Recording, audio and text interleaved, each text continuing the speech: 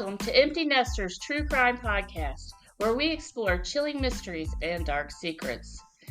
With their nest now empty, Susan and Nancy have more time to uncover the truth and venture into the unknown. Let's step into the shadows together, shall we? Hey, Nancy, how are you? Hey, Susan. Good to see you. It's nice to see you. I'm so glad you're back from vacation. Thank you. That was a long time, Nancy. Yeah, this vacation was over a week. It felt long, but we went to a lot of different places, so there's a lot going on. You did. We shared that on our Instagram and Facebook page. If you want to see Nancy's vacation shenanigans, she went a little bit everywhere. We like to travel. Yeah. And during that time, we were gone 5 days, but I feel like even though you were gone like 10, yeah, that extra 5 days you took went on forever. We got Ariel moved into our apartment. That was great. But we did stop and spend the night in Savannah on the way to Florida. One of my favorite places. Yeah. And I was just Googling for fun, like murders in Savannah, and I happened upon the 1909 Savannah Axe murders. Ooh, an old one. I know. And I am not a fan of older, like, murder stories. But this one was, I find the more I'm getting into it a little bit more. But this one's pretty good. Oh, I like the older ones. Do you? Oh, I do. When we go there and we do those ghost tours, I think they're so interesting. Well, we have got to go down there for a weekend because there's too many stories and going and seeing and experiencing. December 9th, 1909, an unidentified man was passing 401 West Perry Street. He heard groans coming from the home. The front door was partially open, so he walked up to the door and pushed it. He saw the bloody body of Maggie Hunter. He ran to the drugstore to get the police and an ambulance. When the police arrived, they discovered much more of a gruesome scene. Eliza Gribble was the owner-renter. It was like one story I would look at said she was the owner. Someone else said she was a renter. Eliza was in charge, and she was in charge of the home. Carrie Olander was the daughter of Eliza, and both were discovered beaten to death in the home. Maggie Hunter was found still alive, and she was taken to the Savannah hospital. Now Eliza, the mother, was 70 years old. She was from Cornwall, England. She had settled in Savannah before the Civil War with her late husband, R. Gribble. And Eliza was somewhat crippled. Carrie Olander was 36 years old. She was separated from her husband, Andrew. Andrew was living in Memphis. Carrie left Memphis to come live with her mother, and Carrie was also partially deaf. Maggie Hunter, 34 years old. She had rented a room from Eliza just the day before the murders. What timing? Exactly. Maggie was estranged from her husband, J.C. Hunter, who was 30 years her senior, so he's in his 60s. She wanted to be a seamstress, and J.C. had brought her a sewing machine the day before the murders to the Gribble house. And she had told J.C., I need to make money. I guess she had been bothering J.C. because he said, if I brought her a sewing machine, she said she'd leave me alone, so I brought her a sewing machine. When the police arrive, they find Carrie's body in the hallway. She had been criminally assaulted. I was like, okay, what does that actually mean?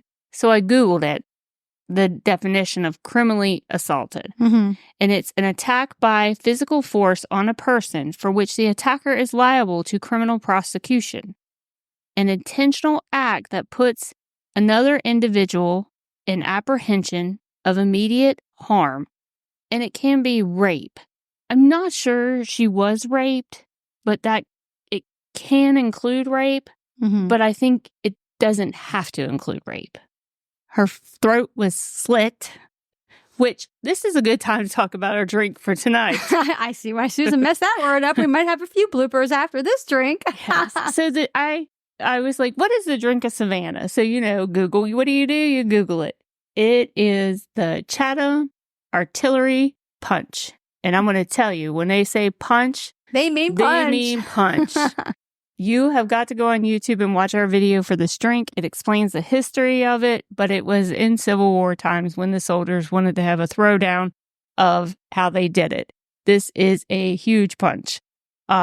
Significant others may be out in the backyard drinking punch right now because the only way you can make it is by making a bowl of it. Yeah, your video is very interesting. There's a lot of history in that. This drink. And it is interesting. So go watch that video because we want to get back to the story because this is serious. Her throat was slit. It was believed Carrie was trying to get to her mother. Oh. Eliza, the mother, was found in the back room with her skull beaten in.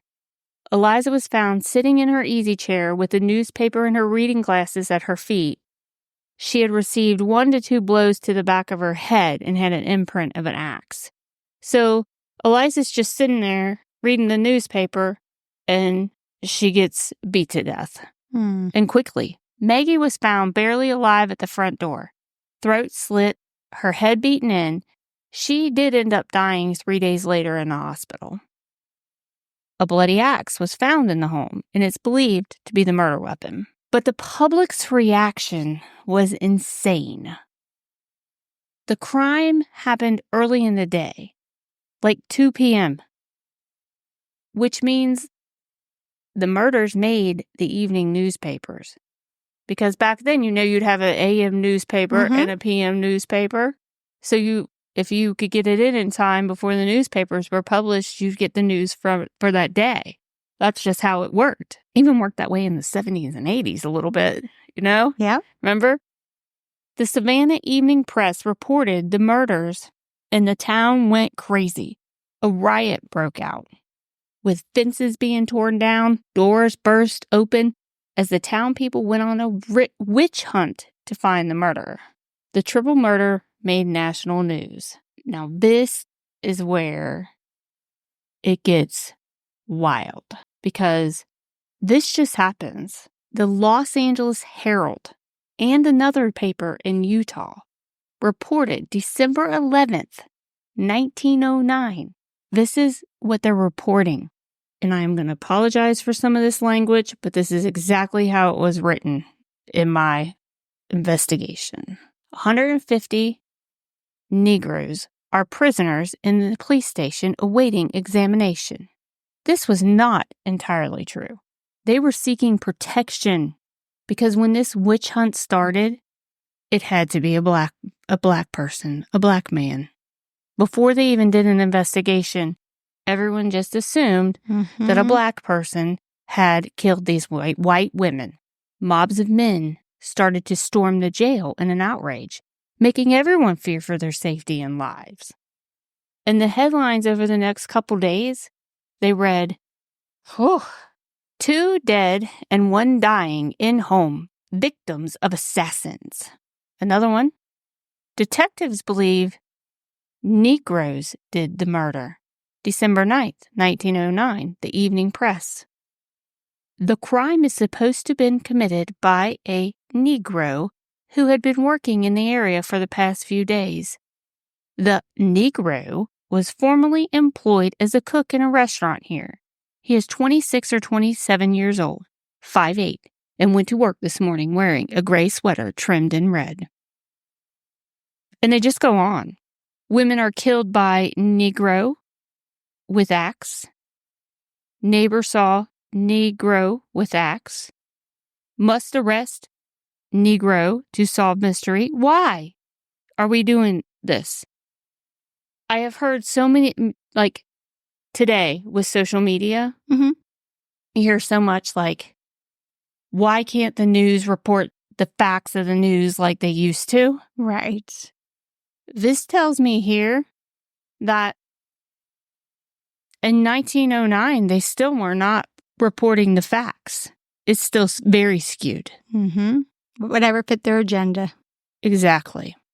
And I find the more cases we do, we're not even up to 20 cases yet that we've done. Susan Smith blames a black man. That's untrue. We have this case. It ends up not being true. I figured. But this happens a lot to the African American community. And it's not fair to them. They're people just like us, you know? Just because your skin color is a little different, that doesn't mean that's who you should blame. And I think the more we do this, the more we're going to find out that it happens more than we've ever imagined. Right. Because for us, we're just getting into this. So we're just discovering the things that are just terrible that happen to the African American community. But this was going on. People were out just to get anybody, as long as they were African American, and not solve the crime. But we will continue on. So these gentlemen ran to the police station for safety. For safety. Oh, how scary. Yeah. They were worried for their lives. So they wanted to be locked up to be away from the mob. They were looking for help from the people that are supposed to help you. And then the newspaper's reporting that law enforcement thinks that an African American committed this crime. Gotcha. So who's telling them that? Are the reporters just making it up, or is law enforcement telling to the reporters? Is it both? Mm-hmm. I mean, we weren't there, so we don't know, but I'd guess the reporters. It probably makes a good story, but that's just my opinion. yeah, and most of the time we know it's somebody you know. Anyway, we will continue on. Bloodhounds were taken to the murder scene, but could not pick up a scent.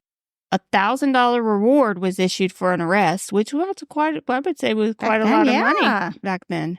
Carrie Olander's husband was not a suspect. He was in Memphis, but he was upset, and he did come to the funeral for his mother-in-law and his wife. JC was actually Maggie's third husband. He was crippled himself and used a cane. The cane was found at the murder scene. He said he forgot the cane when he dropped the sewing machine off the day before. And Maggie would a lot of times call him the old man, and he would call Maggie his daughter. That's weird, isn't it? Yeah, that's weird. Does Paul tell you, come here, my daughter? Heck no. That's creepy. No. They had been married for 5 years. This house is located in a very busy part of town. I went to where this house was. Did you see it? Yes, I got pictures. Oh, the house is gone. I'll get into that later. Oh, okay. But I went to the actual location, and it's in a very busy part of town. And the murders happened like a lunch hour, and there are businesses around. So people are going to lunch. They called it in one story the dinner hour, but no one saw or heard anything. People were out and about. Mm-hmm. If something that brutal was happening, you would think someone would see or hear something. Oh, absolutely. When they do look at J.C. Hunter, Maggie's husband, his coworkers say he was with us all day. The only time he wasn't with us was from 12 to 12:30. He couldn't have murdered them if this murder happened at 2 p.m. But a neighbor said they did see J.C. leaning against the tree at 2 p.m. But there was no way because his coworker said he's at work. And then earlier in that day, and friends and family confirmed this, that Maggie had breakfast with her sister in town in the morning. So she wasn't even at the Gribble house in the morning. A witness said that they saw Maggie at 1:45 heading home, and she was drunk. Police do believe that Maggie went home, and she just went home, began sewing, and was attacked. And the other two women were already dead when she arrived home. The killer was waiting for her. And these witnesses, I am going to tell you that I don't even know if you can believe one of them. There's no credible witness in this whole story. 6 days before Maggie had died, she had predicted her own death. Because a life insurance man said, I need 60 cents, Maggie, to keep your life insurance. And she said, well, I don't even know if it matters if I'm going to live that long, kind of thing. Yeah. Spooky. When they told JC about Maggie's death, she was visibly very upset about the death of his wife. And this crime scene, they did not contain a crime scene in 1909. Not only were law enforcement in and out of there, attorneys were in and out of there, and reporters were in and out of the house and the crime scene. Talk about contaminating a crime scene. So, that is the end of that. That crime scene is just not even secure. There was a white man. Now, shocking. It's a white man, has a scratch on his face. And people started in town accusing him of committing the murders because he had this scratch on his face and he was attacked by townspeople. And he had nothing to do with the murders. Oh, goodness.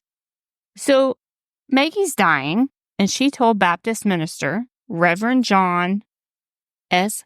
Wilder that J.C. Hunter, her husband, was the one they were looking for because he did this. At the time, when she tells Reverend Wilder, she is drugged on opiates and she's delirious because they're keeping her drugged up and she's dying.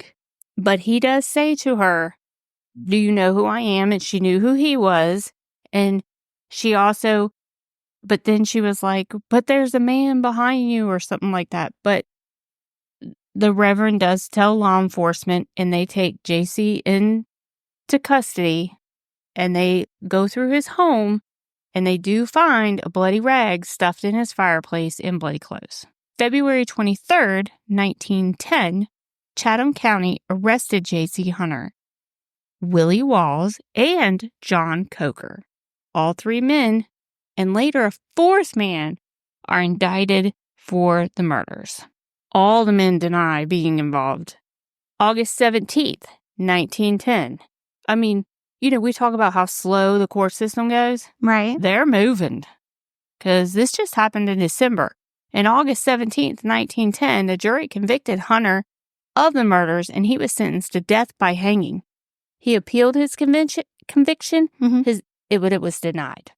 His execution date was set for December 22nd, 1911. So just a year after the murders, he's getting hung. I mean, now, like, even California, if you're on death row, you're safe because the governor's put like a stay that they're not executing people. Mm-hmm. So things run a whole lot quicker back in 1900s than they do now. The day before, JC should have went to Vegas and played the slots, gambled, is what this man should have done, because this man is lucky. The day before JC's execution, he was baptized by Reverend John S. Wilder. Interesting. The Reverend asked him if he had committed these crimes, and he said, "No, I'm innocent." So he was baptized, and then the Reverend proceeded to tell him the governor at the time had communicated his sentence, and now he was just going to spend life in prison. He was not going to be put to death. Oh. Mm-hmm. Told you. And when I keep going on, I'm telling you, man could have won big in Vegas. October 27th, 1923, J.C. Hunter was granted a pardon by Governor Clifford Walker. Hunter then returned to live in Savannah. I had to wonder about this governor. Like, why would you do that? Mm-hmm.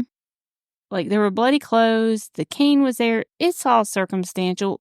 Me as a juror, I don't know if I could have convicted the man just because I don't know if there was enough. But it's such an old story. We don't have everything. So I had to Google Governor Clifford Walker just to find out about him because that bothered me. He bothered me. Walker is the 64th governor of Georgia. He's a Democrat. When I keep talking, you are going to be like, what the hell? He was the governor from 1923 to 1927. So he wasn't a governor for long. Okay, a few years. But he won the support of the Ku Klux Klan. He's remembered for his membership in the KKK and his inclusion of the KKK with leadership and policy in matters throughout his term. Dude was a Democrat and a member of the KKK. Wrap your head around that. So when I read that, I thought, well, everyone had assumed and made such a big deal that this was a crime committed by an African American that maybe Clifford Walker was like, oh, this white man didn't commit this crime. I'm not leaving him in prison. Mm-hmm. That's where my head went. I don't know because I wasn't there, but that's exactly where my head went when I read that. I was like, oh, that makes perfect sense now. Especially with his background. Mm-hmm. Governor Walker was a racist. Mm-hmm. I mean, he was in the KKK, so. Well, yeah. I mean, you can't argue with me on that. I mean, you could try. So let's talk about some of the other accused. How you feeling over there? Yeah, I'm trying I don't want to comment that says Susan didn't let Lancey talk about her murder. No, I'm interested to see how the other ones all relate into this. Okay. Him, obviously, yeah. Yeah, Who are these other fellas? Let's get into them. Well, that gets interesting. So we know J.C. Hunter was accused. But J.C. Hunter wasn't born J.C. Hunter. J.C. Hunter was born David L. Taylor. He lived nearby when he was J.C. Hunter. He lived nearby the Gribble House. He lived at Montgomery and Congress Street. Served in the American Civil War as a soldier in the 63rd Regiment Georgia Volunteer Infantry. He was wounded in the Battle of Atlanta, which got him out of the service. He had been in jail twice. Once for stealing a horse. Mm-hmm. You don't steal a horse back then. That's a major crime. Oh, you're right. It's like stealing a car today. And the second one was bigamy. When he was released from jail, he decided he was going to change his name to J.C. Hunter. And for a living, he hung wallpaper and was a painter. Then there was Willie Walls. Willie Walls. It was believed he was having an affair with Maggie. Okay. He was under suspicion because he tried to see Maggie the day of the murders. Now, if he's having an affair with her, he probably wants to see her because that's his boo thing, you know? It's who he loves or whatever. But Walls had paid for Maggie's stay at the Gribble House for a month. He paid for the whole month in full. He was brought in for questioning, but he was released because there was really no evidence against him, and that never went to trial. Then there was Bingham Bryan. He was taken into custody under the alleged motive of robbery on January 25th, 1910. It was believed that the Gribble House had an old trunk filled with wills, stocks, and other valuables. At the time of the murder, Bryan was the yardman for the property, and it is believed he knew what was in that trunk. He was held, but it never went to trial due to lack of evidence. Mm-hmm. But it didn't seem like they needed evidence to convict African-American people. They probably can't even connect really to the house. Which, it's a joke. John Coker. He was actually put on trial for the murders, but the charges were dropped before the jury went into deliberations because the witness that they had was unreliable because it was a woman and she was a coke addict and a drug addict. And I guess that got brought up and she was just, they knew that was, so they just dropped it. And as for the Gribble House today, in 1944, the Gribble House and surrounding buildings were torn down, and they built a 15,000 square foot warehouse that still stands today at 234 Martin Luther King Boulevard, which after everything they did to the African American men, I'm just like, and now it sits on Martin Luther King Boulevard. It's been featured on Ghost Adventures, and it's a former site for ghost tours. They say there's a lot of ghost activity there, especially in the winter months. If you're walking by, you can hear women screaming, which it's kind of like, why didn't they hear them screaming back in 1910 or 1909? With everybody around it, busy time of the day. But that's what they say. And I did go and I got some video of the warehouse, and we will be posting that on our Instagram, Empty Nesters and True Crime, and Facebook. So follow us there. It's a nice little place to, well, I don't know how nice it is, but I mean, it's a spot that you pass when you're like going into Savannah, you're going to ghost tours. Like right behind it is the main strip. Okay. Where the ghost tours and the little, what do they call it? It's like the biggest common area. They've got like the wine shops and all that. The brick road. Mm-hmm. Yes, it's like right there. I must have seen it then. We've been to Savannah you've passed it several times. Okay. You just didn't know. Yeah. And what's kind of cool about that is that it's so close to that you can just walk up there and kind of feel the vibe. And out there taking pictures and taking some video, it was just kind of like paying respect to Eliza Carey and Maggie. Mm-hmm. It's a brutal death. Now, from what I've told you, do you think JC did it? Yeah, I think so. Because who else? I mean, he had the most connection. Well, there was a man that did come forward and say he committed the murders, but law enforcement just blew him off as he was crazy. Okay. That was a few years later. Yeah. So you feeling that might have been the real killer? I don't know. Well, sometimes people try to take credit in that weird way, but because everybody you mentioned, I would think he'd have they have the most evidence on him. Would I have convicted him in a jury? No. I'm with you, but right. You and I like to have our opinions, but I wouldn't have convicted him. No. I don't know. I do think that he is out of all your choices, your number one suspect. He's the number one. But I don't know if I could have convicted him either. But what would his motive? I mean, just because of the clothes and his cane was there, you don't forget your cane, Susan. Well, he said he gave her a damn sewing machine so she'd leave him alone. and Maggie herself had been married 3 other times. Oh. And she's in her 30s. So, I mean, I don't know. Mm-hmm. So, it's interesting. It was an interesting deep dive story. It was, I don't want to say it was fun to do, but it really was like, because it's terrible. The whole thing is just awful. I mean, this old woman's just reading her newspaper and just is gone like that. And there's a lot of rich history in Savannah. Mm-hmm. And that just captivates me. Like, I just want to know more. Yeah, me too. Mm-hmm. That was a good one. I don't think I've heard that one before. I had never heard it either. Now, did you hear it on a tour or did you just come upon that? Did you research that one? I just Googled murders in Savannah because we were going to take a walk and I was like, let's just walk around and see what we can find ourselves. Mm-hmm. Because we had gotten there later in the evening and I was like, what is this? So, yeah, that's how I found it. It was fun. We're going to Savannah. Yes. We are. A good trip. We're going. We're going. But well, that was a good story, Susan. No, I haven't heard that one. So you wouldn't have convicted him either? No, I not on have. What I have given you. No. Yeah, I mean, the clothes, well, no. Well, they didn't have DNA back in the day.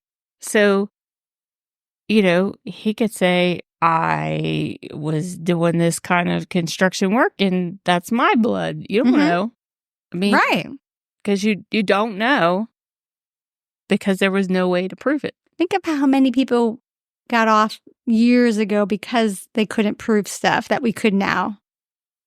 I'm sure a lot of... Oh, I'm sure all the time. But...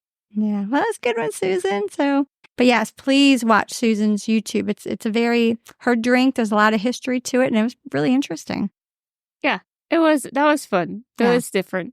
I do want to say that my next episode, I wanted to do it today, but I need to give it the time that it deserves, is an update on Noah Pressgrove. Oh, good. Because we had a comment on when we went, because we're now on YouTube, even though we're working on videos, but it's not video live yet, but you can hear our stories.